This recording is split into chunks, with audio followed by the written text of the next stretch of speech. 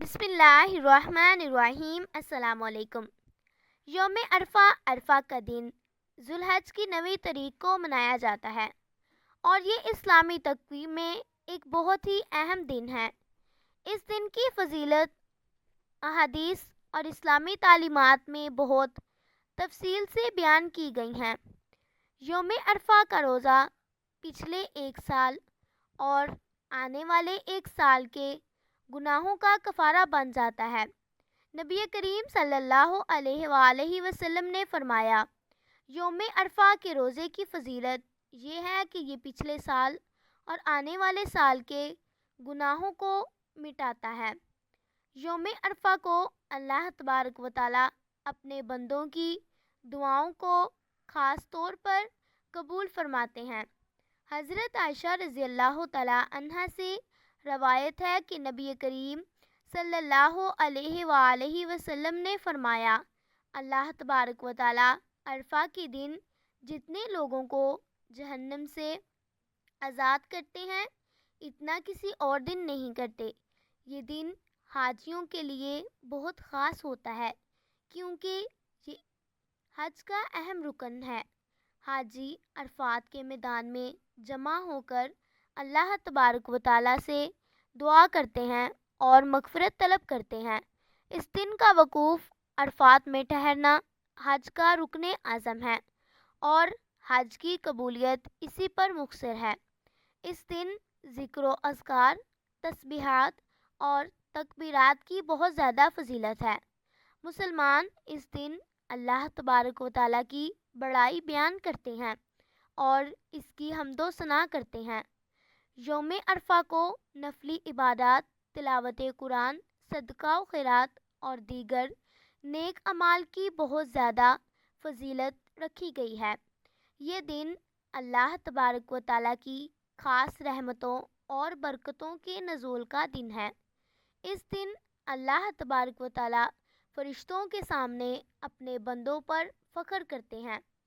یوم عرفہ کی فضیلتیں ہمیں یہ یاد دلاتی ہیں کہ یہ دن نیک اعمال، توبہ و استغفار اور اللہ تبارک و تعالیٰ کی قربت حاصل کرنے کا بہترین موقع ہے۔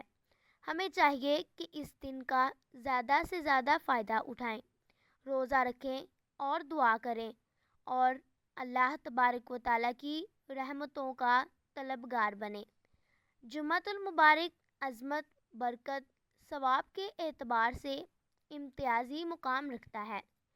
قرآن کریم میں اسی نام کی ایک مکمل سورت بھی موجود ہے جس میں نماز جمعہ کا تذکرہ بھی ہے، کیونکہ اس دن میں تمام مخلوقات وجود میں یعنی مجتمع یعنی اکٹھی ہوئیں کہ تکمیل خلق اسی دن ہوئی۔ نیز حضرت آدم علیہ السلام کی مٹی اسی دن جمع ہوئی۔ نیز اس دن میں لوگ نماز جمعہ جمع ہو کر ادا کرتے ہیں۔ ان وجوہات سے اسے جمعہ کہتے ہیں۔ اسلام سے پہلے اہل عرب اسے عروبہ کہتے تھے۔ اس مبارک دن کو کئی تاریخی نسبتیں اور بہت سی خصوصیات حاصل ہیں۔ مثلاً اللہ پاک نے جمعے کو حضرت آدم علیہ السلام کو پیدا فرمایا تھا۔ اسی دن انہیں وفات دی گئی۔ جمعے کی ایک سات ایسی ہے کہ بندہ اس وقت جس چیز کا سوال کرے گا اللہ تبارک و تعالیٰ اسے عطا فرمائے گا جب تک کہ حرام کا سوال نہ کیا جائے۔ اسی دن میں قیامت قائم ہوگی۔ کوئی مقرب فرشتہ آسمان و زمین، ہوا، پہاڑ اور دریا ایسا نہیں کہ جمعہ کے دن سے نہ ڈرتا ہو، اور ان مقدس ہستیوں کا نکاح جمعے کے دن ہوا۔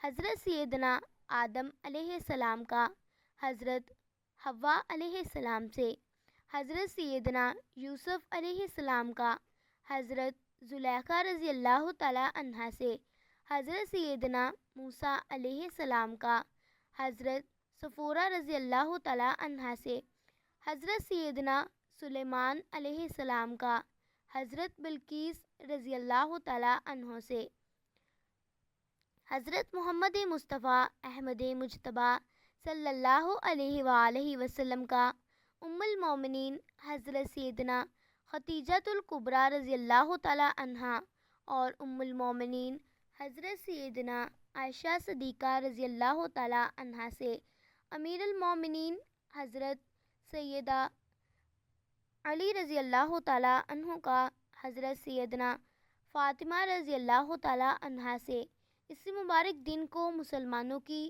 عید قرار دیا گیا ہے۔ جمعے کو سید الایام یعنی دنوں کا سردار فرمایا گیا ہے۔ جمعۃ المبارک کو نیکیوں کا ثواب بڑھا دیا جاتا ہے۔ اس دن جہنم کے دروازے نہیں کھولے جاتے، نہ ہی اسے بھڑکایا جاتا ہے۔ انبیاء کرام علیہ السلام اور ماں باپ کے سامنے ہر جمعے کو اعمال نامے پیش ہوتے ہیں۔ اسی دن مسلمان نماز جمعہ ادا کرتے ہیں۔ جمعے کی شان و عظمت کے بارے میں آپ جان ہی چکے ہوں گے۔ اس بابرکت دن کی مبارک گھڑیوں کو گزارنے کے لیے بھی ہمارے لیے بھرپور رہنمائی کی گئی ہے۔ جمعے کا روزہ جنت کو واجب کرنے والے اعمال میں سے ایک ہے۔ چنانچہ نبی کریم صلی اللہ علیہ وآلہ وسلم کا فرمان مبارکہ ہے، جس نے جمعے کی نماز پڑھی، اس دن کا روزہ رکھا، کسی مریض کی عیادت کی، کسی جنازے میں حاضر ہوا اور کسی نکاح میں شرکت کی تو جنت اس کے لیے واجب ہو گئی۔ خصوصیت کے ساتھ تنہا جمعہ یا صرف ہفتے کا روزہ رکھنا مکروہ تنزیہی ہے۔ ہاں، اگر کسی مخصوص تاریخ کو جمعہ یا ہفتہ آ گیا تو کراہت نہیں، مثلاً 15 شعبان المعظم، 27 رجب المرجب وغیرہ جمعے کو آ گئے اور اب ان تاریخوں کی وجہ سے علیحدہ جمعے کا روزہ رکھا تو حرج نہیں۔ فرمان مصطفیٰ صلی اللہ علیہ وآلہ وسلم ہے، جمعے کا دن تمہارے لیے عید ہے، اس دن روزہ مت رکھو مگر یہ کہ اس سے پہلے یا بعد میں بھی روزہ رکھ لیا کرو۔